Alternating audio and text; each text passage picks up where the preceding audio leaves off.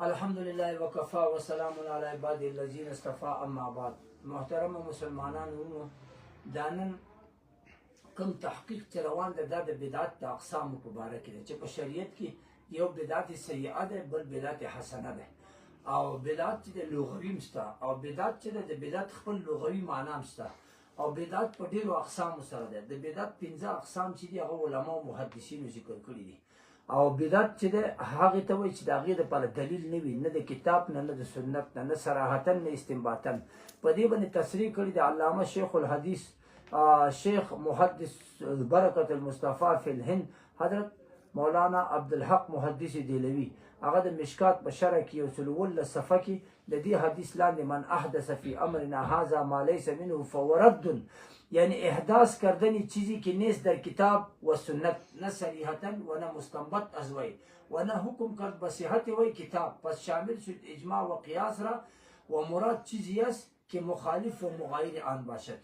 او یعنی دا معنا چې دا ما تاسو ویلي چې بدعت هغه ته وایي چې هغه لپاره دلیل نه وي د کتاب نه او نه د سنت نه، نه صراحتا نه استنباطا.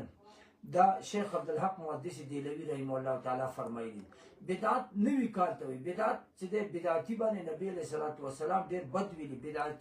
بدعت چې څوک نوي کارونه ایجاد کوي په دین کې هغه ته نبی علیه الصلاة والسلام ګمراه ویلي دي. علامه ابن الاثیر رحمه الله په اول جز کې 106 صفحه 109 صفحه کې هغه د حضرت عمر رضی الله تعالی عنہ د دې قول لاندې لیکي نعمت البدعه هذه. هغه امام شافعی رحمه الله تعالی فرمای البدعه بدعتان، بدعت هدن و بدعت ضلال. یو بدعت د هدایت ده او بل بدعت د گمراهی ده. فما كان في خلاف ما امر الله به ورسوله فهو في حيز الذم والانكار. هغه چې په خلاف د امر د الله او د رسول دا د انکار په مقام کې ده. وما كان واقعا تحت عموم ما ندب الله اليه وحد عليه الله ورسوله فهو في حيز المدح. دا فهو في حيز المدح، في حيز المدح دا د مدح په مقام کې ده. دا بدعت قابل د مدح. امام بیهقی رحمه الله په مناقب د امام شافعی رحمه الله کې فرمای چې امام شافعی رحمه الله تعالی فرمای چې البدع المحدثات من الامور دربان. محدثات چې دي نوي کارونه په شریعت کې دوه قسمه دي. یو هغه ما حدث مما يخالف الكتاب والسنه او اثرا او اجماعا فهذه البدعه الضلاله. یو هغه چې مخالف د کتاب نه، د سنت نه، د اثر نه، د اجماع نه، دا بدعت ضلاله ده. والثاني ما حدث من الخير لا خلاف فيه لواحد من هذا وهذه بدعه غير مذمومه. وقد قال عمر رضي الله تعالى في قيام شهر رمضان نعمه البدعه هذه. عمر رضی الله تعالی عنہ په دغه کې د رمضان المبارک د قیام په باره کې نعمت البدعه هذه، یعنی سمن انها محدثه لم تكن. امام شافعی رحمه الله په دې باندې تصریح کړی ده. نو دا علما دا لیکي چې بدعت نبی علیه الصلاة والسلام بدعت چې دا کوم حدیث چې راغلی چې کل بدعت ضلاله، د دې لاندې مولا علی قاری رحمه الله مرقات کې لیکي کل بدعت سیئه ضلاله. علامه طیبی رحمه الله هر بدعت چې هغه گمراهی ده و هغه چې سیئه ده هغه وایي چې هغه گمراهی ده. حالانکه بدعت ډېر اقسام دي په حدیثو کې راغلي. نبی علیه الصلاة والسلام فرمای وكل بدعة ضلالة إلا بدعة في عبادة. مسند الفردوس کې امام دیلمی دریم جز 310 صفحه کې دا روایت هغه کړی ذکر کړی. مسند الفردوس کې امام دیلمی په مسند الفردوس کې دا کړی ذکر کړی په دریم جز کې. دا وګوره دریم جز او 310 صفحه مسند الفردوس د امام دیلمی رحمه الله هغه لیکلي چې کل بدعة ضلاله، هر بدعت چې د ضلالت ده الا بدعة في عبادة، مگر بدعت په عبادت کې. دا دریم جز 310 صفحه کې علامه دیلمی رحمه الله دا حدیث ذکر کړی چې هر بدعت گمراهی ده، خو بدعت په عبادت کې چې دا گمراهی نه ده. او علامه شامی رحمه الله تعالی بدعت ته ولې بدعت وایي؟ لانها ما احدث على خلاف الحق. بدعت ته ځکه بدعت چې دا د حق نه مخالف ده او المتلق عن رسول الله صلى الله عليه وسلم بنوع شبهة او استحسان او علم وجعل الدين قويما وصراطا مستقيما. بدعت وذکر بدعت وي چې دا په یو نوع دي کې د شبهه راغلي دلیل او یا استحساني دلیل او یا علم او دا ګرځول کړی شوی دین قوي او صراط مستقيم. دې ته خلک صراط مستقيم او دین وي. نو لہذا دا بدعت چې دا سبا چې دا بدعت محرمه مسته مندوبه مسته. او بل خبره دا ده چې علامه محمد دا فتاوی عصر والا علامه وهبة الزهيلي 215 صفحه فتاوی عصر کې لیکلي دي چې ما حکم قرات المولد د میلاد شریف پاک کې تسوي سي هغه يكون المولد مشروعا میلاد شریف جائز ده اذا قصد به احياء السنه والحديث عن سيرة النبي صلى الله عليه وسلم وخصوصا إذا تخلله قراءة القرآن والتذكير بأخلاق الرسول صلى الله عليه وسلم فهذا ليس بدعة منكرة بل فيه منفعة 215 صفحه وګورئ سوال نمبر 1150 کې علامه وهبة الزهيلي غیر مقلد عالم دی هغه فرمای غیر مقلدین اکثر علما د بدعت حسنه قائل دي علامه صدیق حسن خان قائل دی علامه حسین نذیر احمد دیلوی قائل دی دا فتاوی عصر والا علامه وهبة الزهيلي قائل دی دی وجنا علما دا لیکي چې نبی کریم صلی الله علیه وسلم میلاد شریف چې د فهذا ليس بدعت منکره دا بدعت منکره نه ده ګوره بدعت منکره هم شته بدعت حسنه هم شته غیر مقلد عالم د دې قائل دی چې بدعت کې اقسام دي شامل 15 قسمه د بدعت اقسام دغه کړي ذکر کړي دي او نور علما او محدثین دا دغه کړي ذکر کړي دي حافظ ابن حجر اسقلاني البدعه اصلها ما احدث على مثال غیر سابق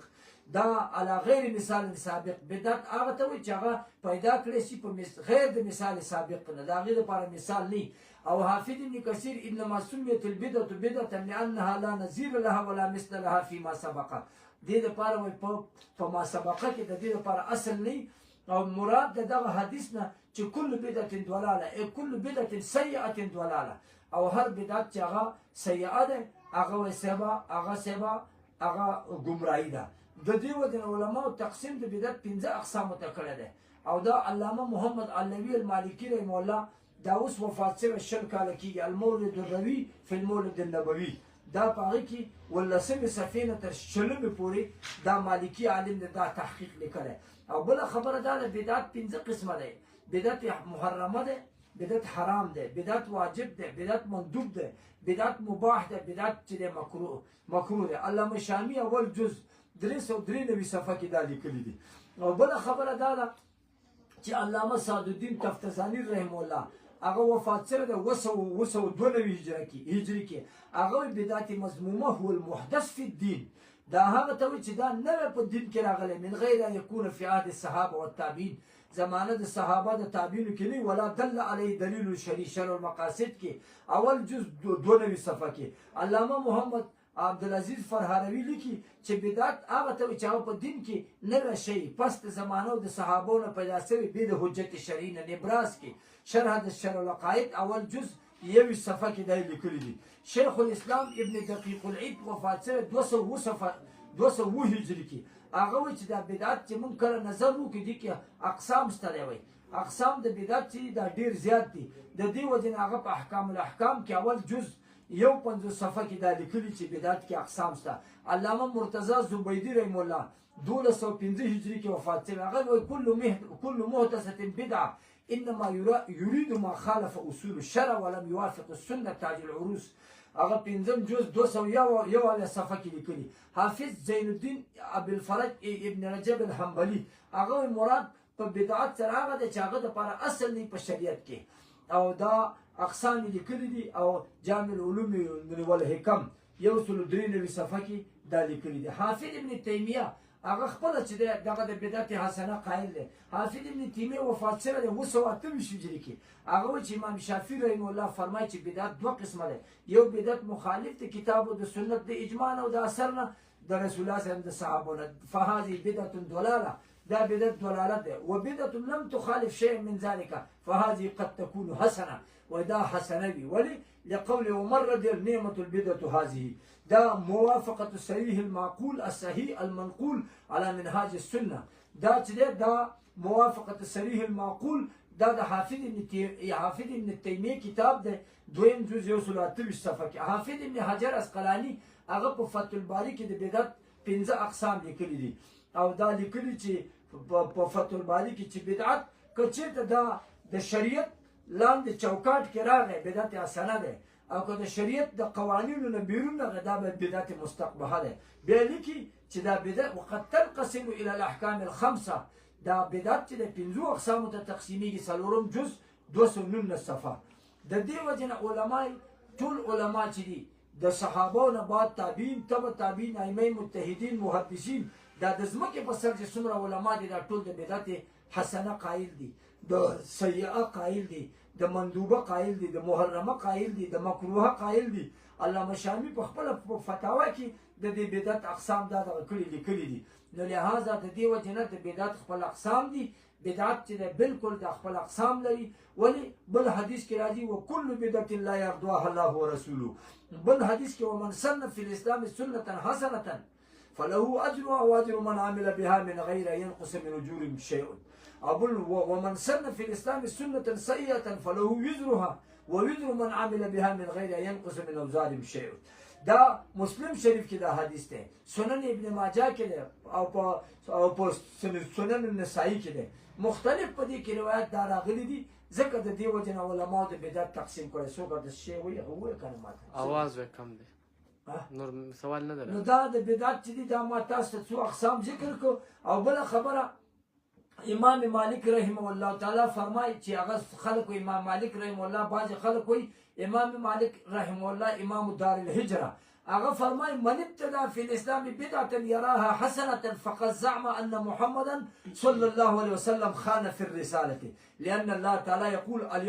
اليوم اكملت لكم دينكم فما لم يكن يومئذ دينا فلا يكون اليوم دينا دي داوي چې امام مالک رحمه الله تعالی فرمایي چې چا یو بدعت کو او په اسلام کې او د عقیده و چې دا حسنه ده نو د دا ګمان ده چې محمد صلی الله علیه وسلم په دین کې خیانت کړي ولی الله تعالی فرمای اليوم اکملت لكم دینکم ما تاسو دین کامل ک فما لم يكن يومئذ دینا فلا يكون اليوم دینا چې کوم یو دین نو نن دین نه هغه به سبا هغه سه به دین نه دی ځکه د دین مراد بدعت سیئه ده چې سیئه سوق حسنه وي ځکه اکثر علما د بدعت حسنه قائل دي لکه امام شافعي امام نووي مولا القاري مولا حافظ ابن تیمیه علامه شامی جلال سیوطی علامه شوکانی او شیخ عبدالحق محدث دیلوی لوی علما دا د دې بالکل قائل دي چې بدعت حسنه داسته ده شیخ عبدالحق محدث دیلوی رحمه الله تعالی یو روایت ذکر کړی ده هغه چې څوک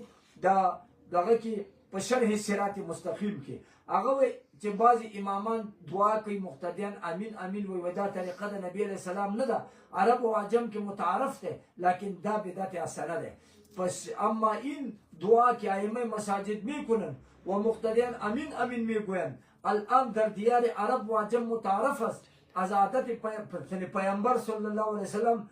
نبود و در این باب هیچ حدیث ثابت نشده است ولیکن بدعت حسنه است دا ګوره شرح د صراط مستقیم 22 صفحه کې شیخ عبدالحق محدث دیلوی رحمه الله تعالی فرمای چې دا بدعت حسنه دی وای دا دعا کول او هغه باندې امین امین ویل نو د دې وجه علماء لیکي چې امام مالک رحمه الله تعالی چې کوم دا ویل دي په مدونه الکبرى کې امام مالک رحمه الله تعالی نعمت البدعه هذه نعمت البدعه هي دا د عمر رضی الله تعالی عنہ قول ذکر کړی مدونه الکبرى والجزء 215 صفحه تبع بیروت وای په دا افتراء ده په امام مالک رحمه الله تعالی ان كان نقل الناقل صحيحا عن الامام مالك رحمه الله فمراد الامام من البدعه السيئه والا فيرد قوله وقال العلماء المعتبرين الناقلين لاقسام البدعه الخمسه وقد صح عن الامام مالك رحمه الله انه ذكر في كتابه قول عمر نعمه البدعه هي مدونه الكبرى تبع بيروت فعلم من نقل اثر عمر رضي الله عنه افتراء بعض الناس على الامام مالك رحمه الله تعالى دا په امام مالک رحمه الله باندې افتراء ده کچری ثابت شي چې من ابتدى في الاسلام بدعه يراها حسنه فقد زعم ان محمد صلى الله عليه وسلم خان في الرساله دین مراد چې سیئه بدعت حسنه وي دا وی خیانت ده د دې دا معنی چې د نبی علیہ السلام دین کې خیانت